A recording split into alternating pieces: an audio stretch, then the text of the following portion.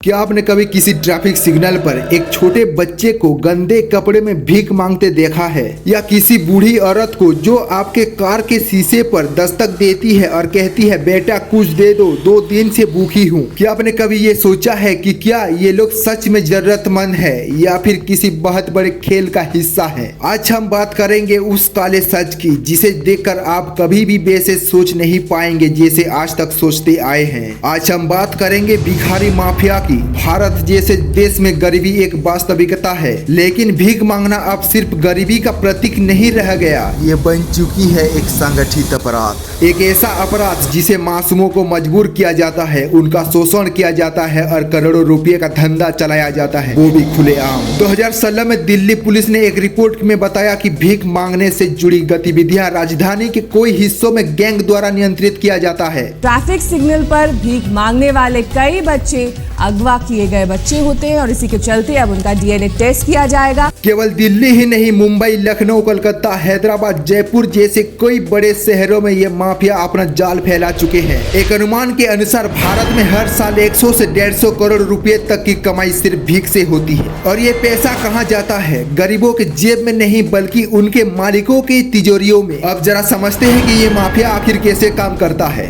हर कहानी की शुरुआत होती है गरीबी, मजबूरी और धोखे से। माफिया गरीब इलाकों से बच्चों और महिलाओं को बहला फुसला कर शहरों में लाता है। कई बार ये बच्चे अगवा किए जाते हैं और कई बार गरीब माँ बाप खुद अपने बच्चों को पैसे के लालच में बेच देते हैं। सुनने में ये भयानक लगेगा, लेकिन ये सच है कि कुछ बच्चों को जानबूझकर अपंग किया दिया जाता है। हाथ पैर तोड़ना, आंखें फोड़ देना, यहाँ तक कि तेजाब डालकर उनका चेहरा बिगाड़ देना, बस कुछ सिर्फ इसलिए ताकि वो ज्यादा दया बटर सके और ज्यादा पैसा कमा सके। हर भिखारी को एक तय जगह दी जाती है, जैसे मंदिरों के बाहर, railway station, bus stop, signal lights. ये सब स्पॉट अलायंस के जरिए होता है। जैसे किसी कंपनी का क्षेत्र निर्धारण किया जाता है, वैसे ही इन भिखारियों के क्षेत्र तय की जाती हैं। हर भिखारी को एक डेली टारगेट दिया जाता है, उदाहरण के लिए 500। अगर कोई भिखारी तय राशि नहीं ला पाया तो उसे पीटा जाता है, खाना नहीं दिया जाता और कई बार उसे वापस गाँव भेज दिया जाता है जहाँ से उसे लाया गया था। इस पूरे माफिया का सबसे ज्यादा शिकार बनते हैं छोटे बच्चे और महिलाएं।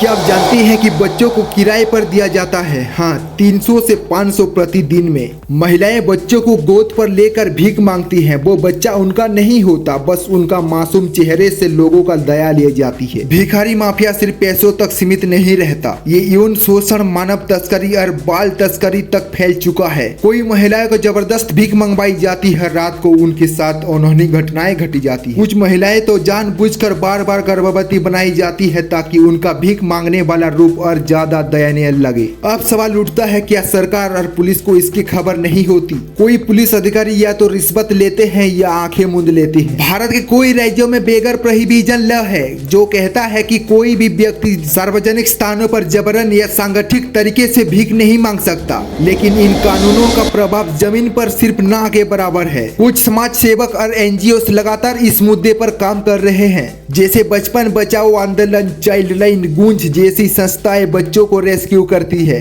लेकिन संसाधनों की कमी और प्रशासन की असहयोगिता के चलते उन्हें सीमित सफलता मिलती है। एक स्टिंग ऑपरेशन में सामने आया कि मंदिरों के बाहर बैठने वाली भिखारी हर शाम एक गाड़ी में सवार होकर कहीं और ले जाए जाते हैं और हर हफ्ते लोकेशन बदली जाती है। पीछे से एक व्यक्ति उनका पूरा हिसाब रखता है। अगर आपको ये वीडियो जानकारी पूर्ण लगी हो तो लाइक, कमेंट और सब्सक्राइब जरूर करें।